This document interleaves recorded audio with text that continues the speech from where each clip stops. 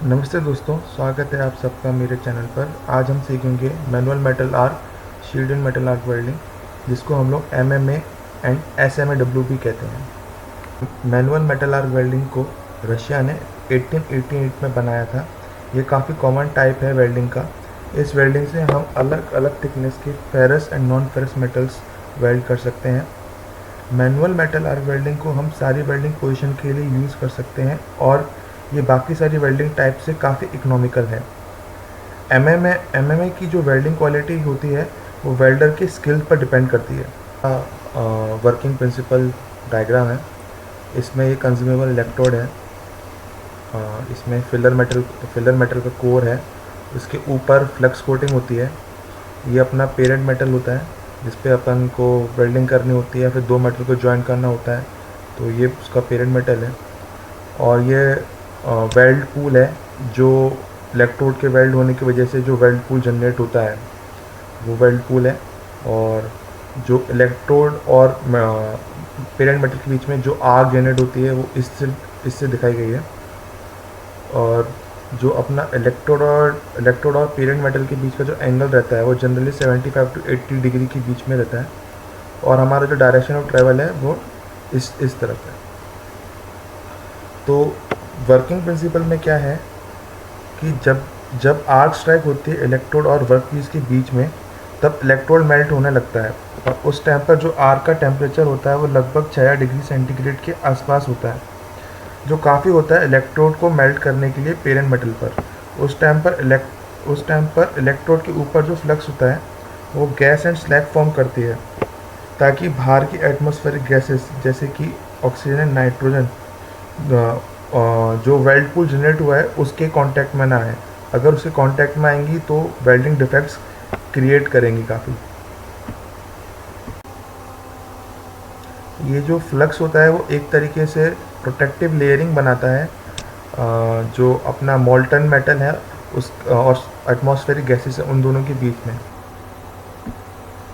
Basically जो अपना flux होता है वो एक तरीके की प्रोटेक्टिव लेयरिंग बनाता है वेल्ड पूल और आर के बीच में, ताकि एटमॉस्फेयर गैसेस कंटेमिनेट नहीं कर दें हमारी वेल्ड पूल मेटल को। और हम जैसे जैसे वेल्डिंग करते जाते हैं इस डायरेक्शन में, राइट हैंड साइड डायरेक्शन में ट्रैवल करेंगे इलेक्ट्रोड को, तो हमारा जो मोल्टन मेटल होता है वो धीरे धीरे ठंडा होने लगता है और ठंडा होने की वजह से सॉलिड फॉर्म में आता जाता है। MMA वेल्डिंग से हम सिर्फ शॉर्ट लेंथ वेल्डिंग ही कर सकते हैं, क्योंकि इसका इलेक्ट्रोड का जो लेंथ होता है वो बहुत छोटा होता है और वो जल्दी ही ख़त्म हो जाता है वेल्डिंग करते टाइम।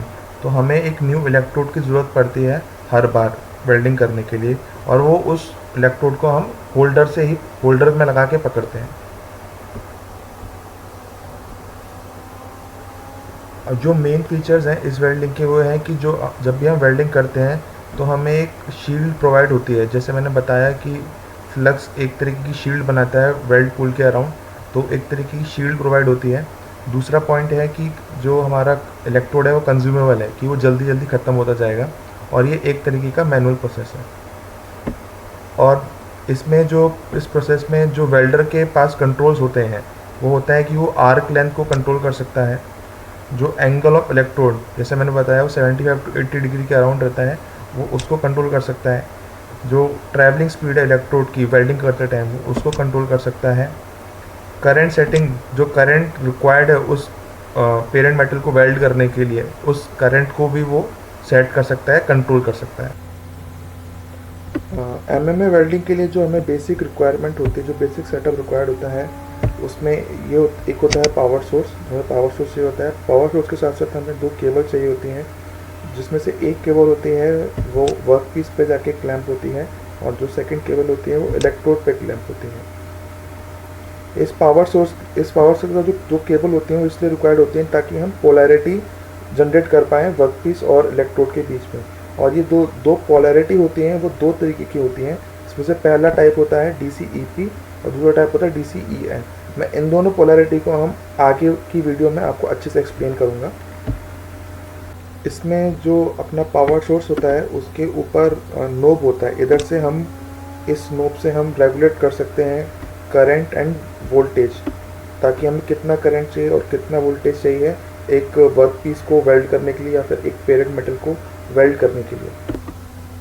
पावर सोर्सेज जो हमें बेसिक रिक्वायरमेंट चाहिए होती है एमएम में वेल्डिंग करने के लिए, तो उसमें से पहली रिक्वायरमेंट है कि वो एक आर्क जनरेट कर पाए, और जो अपना दूसरी रिक्वायरमेंट है वो यह है कि जो वोल्टेज है वो एक रेंज में होता है, उसका रेंज होता है 20 वोल्ट टू 40 वोल्ट, तो ये इस रेंज में जो वोल्टेज वो मेंटेन कर पाए जब हम वेल्डिंग कर रहे हों।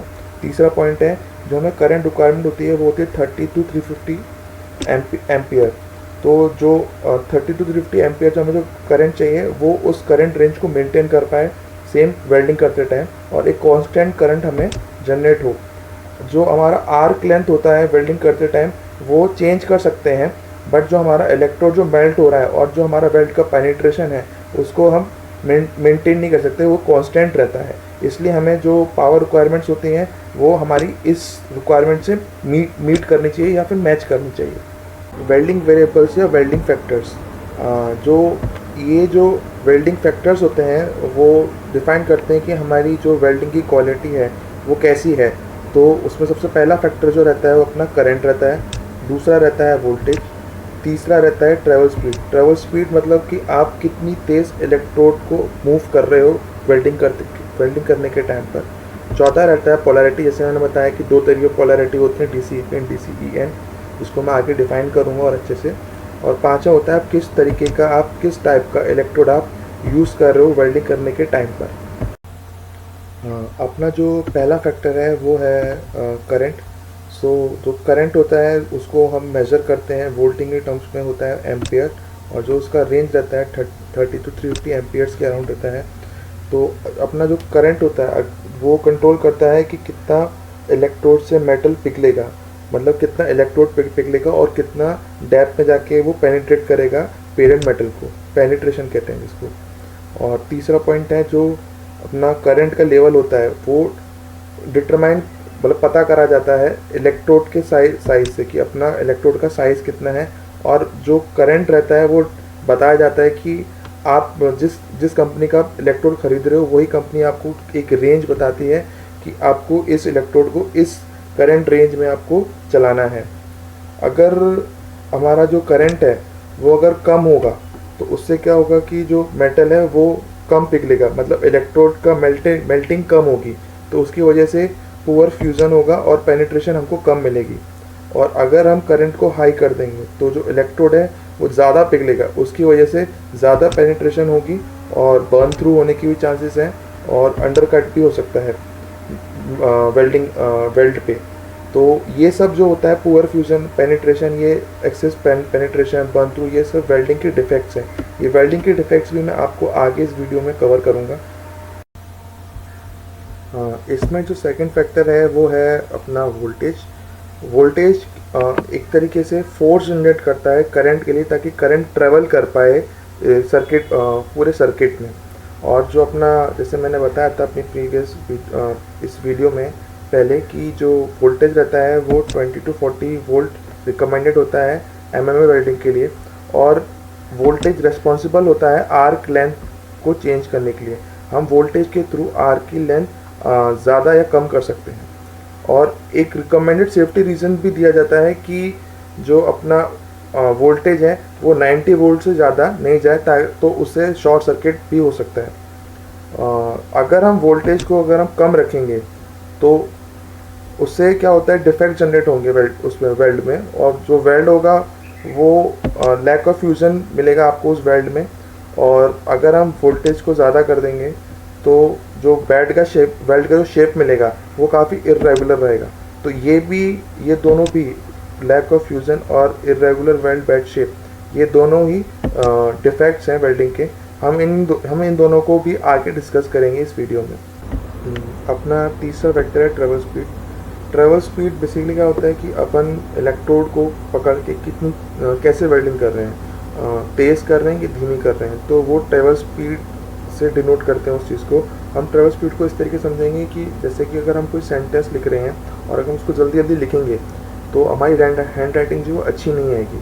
तो सेम ये वेल्डिंग के साथ भी होता है। अगर हम वेल्डिंग के इलेक्ट्रोड को अगर तेज़ चलाएंगे तो अपना जो वेल्ड साइज मिलेगा वो काफ़ी थिन होगा, और अगर हम उसको काफ़ी धीरे चलाएंगे तो हमारा वेल्ड साइज़ क्या होगा, मोटा होगा, मतलब कि एक्सेस वेल्ड मेटल गिर जाए, क्योंकि हम लोग वेल्डिंग धीरे कर रहे हैं और मेल्ट और जो इलेक्ट्रोड है वो जल्दी जल्दी पिघल रही है, तो हमें काफ़ी ज़्यादा मेटल होगा वो पिघल के गिरता जाएगा पेरेंट मेटल पे, और वो जो वेल्डिंग दिखेगी अच्छी नहीं दिखेंगी, उस पर काफ़ी सारे डिफेक्ट्स होंगे। हमारा जो चौथा फैक्टर है वो है पोलैरिटी। पोलैरिटी हमें क्या बताती है कि जो हीट एनर्जी है वो कैसे डिस्ट्रीब्यूट होगी इलेक्ट्रोड पे और वर्क पीस पे। सो इसको समझने के लिए हमें पहले डीसी और एसी समझना पड़ेगा इन टर्म्स ऑफ वेल्डिंग। तो डीसी में क्या होता है, जो फ्लो ऑफ करंट होता है वो एक ही डायरेक्शन में होता है, जिसकी वजह से जो हीट एनर्जी होती है वो इलेक्ट्रोड की तरफ ज़्यादा होती है।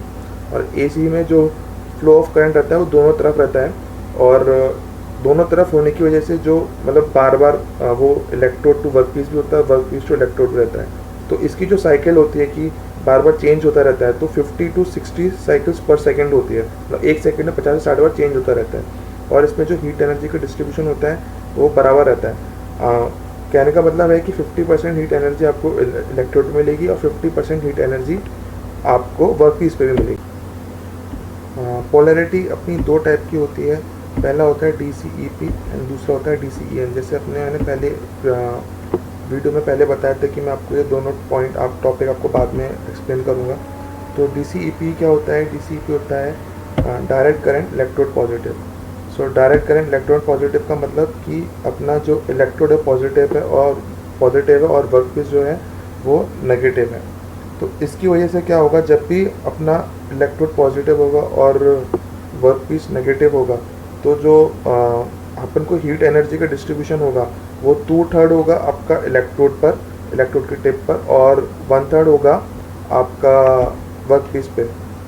हमेशा जो हीट एनर्जी का डिस्ट्रीब्यूशन होता है वो 2/3 एंड 1/3 के रेशियो में ही होता है। तो अगर आप इलेक्ट्रोड को पॉजिटिव करोगे और वर्कपीस को नेगेटिव करोगे, तो जो आपको हीट एनर्जी रहेगी वो इलेक्ट्रोड पे 2/3 होगी और वर्कपीस से 1/3 होगी। तो उसकी वजह से आपको आपका इलेक्ट्रोड जो है वो जल्दी जल्दी मेल्ट करेगा। DCN जैसे कि इसके नाम से अपन को समझ में आता है कि डायरेक्ट करंट इलेक्ट्रोड नेगेटिव। इसमें इलेक्ट्रोड नेगेटिव होगा, वर्कपीस पॉजिटिव हो गया। तो जब भी इलेक्ट्रोड नेगेटिव होता है और वर्कपीस पॉजिटिव होता है, तो उसकी वजह से जो हीट एनर्जी का डिस्ट्रीब्यूशन रहेगा वो आपका जो वर्कपीस है उस पर 2/3 रहेगा और इलेक्ट्रोड पे 1/3 रहेगा। तो आपको जो हीट एनर्जी ज़्यादा मिलेगी वो आपको वर्कपीस पे ज़्यादा मिलेगी। तो हमें डिसाइड करना होता है जब भी हमको वेल्डिंग कर रहे होते हैं कि हमें DCEP रखना है पोलैरिटी या DCEN रखना है। वो अपन को वेल्डिंग अलग अलग टाइप्स ऑफ वेल्डिंग पे ही डिपेंड करता है कि हमको किस वेल्डिंग के लिए DCEP रखना है, किस वेल्डिंग के लिए DCN रखना है। बेसिकली हमें MMA वेल्डिंग के लिए हम इसको DCEP ही रखते हैं। पांचवा टाइप है जिसकी वजह से हीट इनपुट इफेक्टेड होता है, वो कंज्यूमर इलेक्ट्रोड। तो इलेक्ट्रोड MMA वेल्डिंग में जो इलेक्ट्रोड यूज़ होती है उसकी मैंने एक इमेज लगा रखी है यहाँ पर, आप देख सकते हैं। तो कुछ इस तरीके की इलेक्ट्रोड दिखती है MMA वेल्डिंग की। तो कंज्यूमर इलेक्ट्रोड का पहला टाइप होता है रूटाइल इलेक्ट्रोड। रूटाइल इलेक्ट्रोड क्यों बोलते हैं, क्योंकि इस पर टाइटेनियम ऑक्साइड की कवरिंग होती है, और इस टाइटेनियम ऑक्साइड की कवरिंग की वजह से हमें आर्क इग्निशन काफ़ी जल्दी होता है, और जब हम वेल्डिंग करते हैं तो काफ़ी स्मूथ वेल्डिंग होती है और स्पैटर भी काफ़ी कम जनरेट होते हैं। हम इस इलेक्ट्रोड को दोनों पावर सोर्सेज पर यूज़ कर सकते हैं, जो कि अपना AC एंड DC दोनों पर ही यूज़ कर सकते हैं। ये रिकमेंडेड होता है कि जब भी हम रूटाइल इलेक्ट्रोड यूज़ कर रहे हो तो हम फिलेट जॉइंट्स पर ही यूज़ करें, और जो पोजीशन हो इलेक्ट्रोड की वो वेल्डिंग की जो पोजीशन हो वो हॉरिजॉन्टल एंड वर्टिकल। दूसरा टाइप है इलेक्ट्रोड का, वो है बेसिक इलेक्ट्रोड। बेसिक इलेक्ट्रोड में जो बेसिक इलेक्ट्रोड क्यों बोला जाता है, क्योंकि इस पर कैल्शियम कार्बोनेट और कैल्शियम फ्लोराइड की कोटिंग होती है। हम इस इलेक्ट्रोड से वर्टिकल एंड ओवरहेड दोनों पोजीशंस पे हम काम कर सकते हैं जब भी हम वेल्डिंग कर रहे हो। और ये इलेक्ट्रोड हम तभी यूज़ करते हैं जब हमें मीडियम या हैवी फैब्रिकेशन यूज़ करना हो। इस वेल्डिंग का सिर्फ एक डिसएडवांटेज है कि हमें हाई करंट देना होता है इस इलेक्ट्रोड को मेल्ट करने के लिए। हो सकता है अभी आप लोगों को ये टर्म्स जो है पोजीशन और जॉइंट्स अभी आपको समझ में नहीं आ रहे, क्योंकि ये इसमें भी एक इन डेप्थ नॉलेज चाहिए वेल्डिंग के लिए, और मैं ये टॉपिक्स भी कवर करूँगा अपनी आने वाली वीडियोज़ में। एक बहुत डीप वीडियो बनाऊँगा जॉइंट्स के ऊपर और पोजिशंस के ऊपर। अपना तीसरा टाइप जो रहता है इलेक्ट्रोड का, वो रहता है सेलुलोसिक इलेक्ट्रोड्स। तो जो सेलुलोसिक नाम से समझ में आ रहा है कि सेलुलोस कोटिंग होगी, तो सेलुलोस कोटिंग होती है इसके ऊपर। इस इलेक्ट्रोड को अगर यूज़ करते हैं तो काफ़ी डीप पेनिट्रेशन मिलता है, और ये इलेक्ट्रोड काफ़ी जल्दी मेल्ट होती है, और इस इलेक्ट्रोड किसी भी पोजीशन पर यूज़ कर सकते हैं। इस इलेक्ट्रोड का भी एक डिसएडवांटेज है कि इस इलेक्ट्रोड से हमें हाई लेवल ऑफ हाइड्रोजन मिलता है वेल्डिंग करने के टाइम पर, जिसकी वजह से HZ क्रैकिंग होने के काफ़ी चांसेस होते हैं। ये क्रैकिंग पे भी मैं एक अलग वीडियो बनाऊंगा, ताकि आपको इन डेप्थ नॉलेज मिले कि क्रैकिंग कितने टाइप की होती है और कैसे कैसे होती है। सो अगर आप लोगों को MMA वेल्डिंग समझ आई हो तो इस वीडियो को लाइक एंड शेयर ज़रूर कीजिएगा, और आपको इस टॉपिक से रिलेटेड कोई भी डाउट हो तो कमेंट सेक्शन में आप अपना डाउट पूछ सकते हैं मेरे से, मैं रिप्लाई कर दूंगा। और ऐसे ही इंडस्ट्रियल इन्फॉर्मेटिव वीडियोस के लिए आप मेरे चैनल को प्लीज़ सब्सक्राइब कीजिए। Thank you so much.